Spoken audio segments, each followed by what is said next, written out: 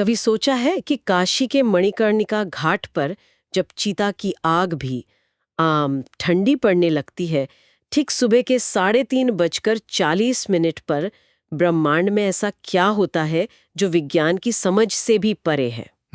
ये वो वक्त है जब, जैसा कि कहते हैं, महादेव का डमरू मौन होकर भी बजता है। और इससे पहले कि कोई ये सोचे कि ये सुबह जल्दी उठने की एक और सलाह है, मैं साफ कर दूं, ये उसके बारे में बिल्कुल नहीं है। हाँ, ये बहुत जरूरी है। अगर उठकर भी वही चिंता, वही तनाव और वही मोबाइल फोन चेक करना है तो ये ब्रह्म मुहूर्त का उपयोग नहीं है, वो सिर्फ घड़ी के समय का पालन है। सही बात है, क्योंकि आज की हमारी चर्चा का आधार है काशी के एक पुराने मंदिर की दीवारों में सदियों तक छिपे रहे एक गुप्त ग्रंथ से मिला 21 ब्रह्म मुहूर्त का रहस्य। और इसमें एक ऐसा लॉस्ट फॉर्मूला है जो किस्मत बदलने के लिए सालों या महीनों का नहीं, बल्कि सिर्फ 3 मिनट का समय मांगता है। और ये फॉर्मूला सिर्फ उठने पर नहीं, बल्कि कैसे उठना है उस पर आधारित है।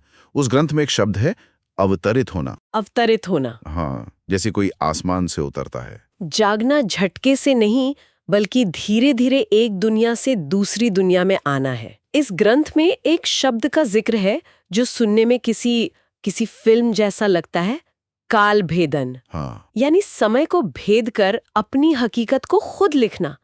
ये सुनने में तो बहुत शक्तिशाली लगता है, लेकिन इसका असल में मतलब क्या है? इसका मतलब हमारे शास्त्रों के एक बहुत पुराने सिद्धांत से जुड़ा है, यथे पिंडे तथा ब्रह्मांडे। अच्छा। मतलब जो कुछ भी इस शरीर के अंदर है वही पूरे ब्रह्मांड में है। हम सब एक रेडियो की तरह हैं जिसमें दुनिया के हर स्टेशन को पकड़ने की क्षमता है, लेकिन हमारी जिंदगी की भागदौड़ ने हमारे एंटीना को इतना हिला दिया है कि हमें सिर्फ शोर सुनाई देता है, संगीत नहीं। तो ये ब्रह्म मुहूर्त का समय क्या उस एंटीना को ठीक करने जैसा है? बिल्कुल। इसे ऐसे समझें कि 24 घंटों में से केवल 48 मिनट, जिसे हम ब्रह्म मुहूर्त कहते हैं, वो एक खास समय होता है। उस वक्त ओजोन लेयर और ब्रह्मांडीय किरणें, मतलब कॉस्मिक रेज, एक विशेष कोण पर होती हैं। ग्रंथ के अनुसार उस समय हवा में सिर्फ ऑक्सीजन नहीं, बल्कि प्राण बहता है, एक तरह की यूनिवर्सल लाइफ फोर्स। और इस प्राण को अपने अंदर उतारने के लिए, जैसा कि ग्रंथ में लिखा है, हमें शिव तत्व को समझना होगा। अब ये शिव तत्व एक फ्लो है, ये कहना थोड़ा अस्पष्ट सा लगता है। जरूर, इसे सरल करते हैं। सोचिए, जब हम गहरी नींद में होते हैं तो आप कहाँ होते हैं? कहीं नहीं। आपका नाम, आपकी नौकरी, आपकी चिंताएं, आपकी पहचान, सब गायब हो जाता है। सिर्फ एक शुद्ध अस्तित्व, एक प्योर एग्जिस्टेंस बचता है। यही वो फ्लो है जिसे शिव तत्व कहते हैं। ब्रह्म मुहूर्त का लक्ष्य है कि इसी बेहोशी वाली शांति को होश में जागते हुए अनुभव किया जाए। मतलब ये कि झटके से अलार्म बंद करके नहीं उठना है। सोचिए, आप एक गहरी नदी से धीरे धीरे किनारे पर आ रहे हैं, एकदम से छलांग नहीं लगानी। बिल्कुल। ग्रंथ इसी को अवतरित होना कहता है, और यहीं पर वो 3 मिनट का सूत्र काम आता है। हाँ, लेकिन एक मिनट, आप कह रही हैं कि सिर्फ 3 मिनट में ये सब हो सकता है? ये सुनने में थोड़ा अविश्वसनीय लगता है। क्या ये किसी गेट रिच क्विक स्कीम जैसा नहीं है, बस आध्यात्मिक रूप में? आपका शक बिल्कुल जायज है। मुझे भी पहली बार पढ़कर ऐसा ही लगा था, लेकिन इसका राज समय की लंबाई में नहीं, बल्कि उस समय की गुणवत्ता में है। अच्छा। जब हमारी आंख खुलती है तो पहले कुछ मिनटों के लिए हमारा दिमाग एक खास फ्रीक्वेंसी पर होता है, जिसे विज्ञान थीटा स्टेट कहता है। और वैज्ञानिक भी इस बात को मानते हैं। थीटा स्टेट में हमारा दिमाग फिल्टर नहीं करता, वो सही गलत का फैसला नहीं करता, वो बस जानकारी को सोख लेता है। ठीक वैसे ही जैसे बचपन में हम अपनी भाषा सीखते हैं। बिल्कुल। इसीलिए इस वक्त बोला गया कोई भी संकल्प या विचार सीधा हमारे सबकॉन्शियस माइंड की प्रोग्रामिंग बदल सकता है। ये 3 मिनट इसीलिए जादुई हैं। चलिए, तो इस 3 मिनट के त्रिपुरा रहस्य को खोलते हैं। ये 21 दिन का ही चक्र क्यों है? इसकी भी एक वजह है। हमारे शरीर में 7 चक्र होते हैं और हर चक्र के 3 तल माने गए हैं, तो 7 गुणा 3 हुआ 21। अच्छा, तो ये कोई रैंडम संख्या नहीं है? नहीं। तो जैसे ही आंख खुले, पहला और सबसे महत्वपूर्ण नियम है स्थिरता। हिलना भी नहीं है। तो पहला मिनट यानी पहले 60 सेकंड शरीर के लिए हैं, जिसे ग्रंथ में अन्नमय कोश कहा गया है। अन्नमय कोश, ये थोड़ा मुश्किल शब्द है। इसे ऐसे समझे कि हमारा शरीर एक गाड़ी की तरह है, तो अन्नमय कोश उस गाड़ी की बॉडी है, जिसे हम देख सकते हैं, छू सकते हैं। ठीक है। पहले मिनट में हम बस अपनी इस गाड़ी का मुआयना कर रहे हैं, उसके होने का शुक्रिया कर रहे हैं। बिना हिले डुले अपनी चेतना को पैरों के अंगूठे से लेकर सिर के ऊपर सहस्त्रार चक्र तक ले जाना है। सिर्फ अपने जीवित होने को महसूस करना है। ये आभार यानी ग्रैटिट्यूड की अवस्था है। जब कोई आभार के साथ दिन की शुरुआत करता है तो वो ब्रह्मांड को एक सिग्नल भेजता है कि वो और अधिक सकारात्मकता के लिए तैयार है। बिल्कुल, मन में ये संकल्प दोहराना, हे महाकाल, मुझे ये नया जीवन, ये नया अवसर देने के लिए धन्यवाद। ये एक शक्तिशाली क्रिया है। ठीक है, तो पहला मिनट शरीर के साथ जुड़ने और आभार जताने का है, ये तो समझ आया। लेकिन सिर्फ शरीर को जगाना तो काफी नहीं होगा। नहीं। गाड़ी की बॉडी तो ठीक है, पर उसे चलाने के लिए इंजन और ईंधन भी तो चाहिए। बिल्कुल, शरीर तो सिर्फ एक हार्डवेयर है। उसे चलाने वाली बिजली है प्राण, यानी हमारी सांसें। और इसीलिए हमारा दूसरा मिनट इसी प्राण शक्ति को समर्पित है, जिसे प्राणमय कोश कहते हैं। तो इसमें क्या करना है? अपना पूरा ध्यान अपनी सांसों पर ले आना है। ग्रंथ इसे शिव श्वास क्रिया कहता है। सांस को बदलना नहीं है, सिर्फ उसकी कुदरती गति को देखना है। और इसके पीछे की प्रक्रिया क्या है? देखिए, ब्रह्म मुहूर्त में हमारी ईड़ा नाड़ी यानी चंद्र नाड़ी और पिंगला नाड़ी यानी सूर्य नाड़ी संतुलन में आने की कोशिश कर रही होती हैं। अच्छा। इस दूसरे मिनट में विजुअलाइजेशन यानी कल्पना का बहुत महत्व है। ये कल्पना करनी है कि हर अंदर आती सांस के साथ ब्रह्मांड की सुनहरी ऊर्जा शरीर में भर रही है, और हर बाहर जाती सांस के साथ शरीर की सारी नकारात्मकता, सुस्ती, बीमारी वो सब काले धुएं की तरह बाहर निकल रही हैं। बिल्कुल, ये सिर्फ कल्पना नहीं है, ये एक मानसिक क्रिया है जो शरीर की कोशिकाओं को, मतलब सेल्स को रीप्रोग्राम करती है। शरीर शांत हो गया, सांसें लय में आ गईं, तो अब मन एक कोरे कागज जैसा हो गया होगा। बिल्कुल, और अब आता है तीसरा और सबसे जरूरी मिनट, मनोमय कोश यानी मन का स्तर। ये है जादू का समय। हाँ, इस तीसरे मिनट में अपना संकल्प दोहराना है। लेकिन यहीं पर सबसे बड़ी गलती होती है ना? लोग कहते हैं मैं अमीर बनना चाहता हूँ या मैं स्वस्थ होना चाहता हूँ। हाँ, मुझे ये हमेशा थोड़ा कंफ्यूजिंग लगा है। मतलब मैं अमीर बनना चाहता हूँ और मैं अमीर हूँ, में फर्क क्या है? आखिरकार भावना तो एक ही है।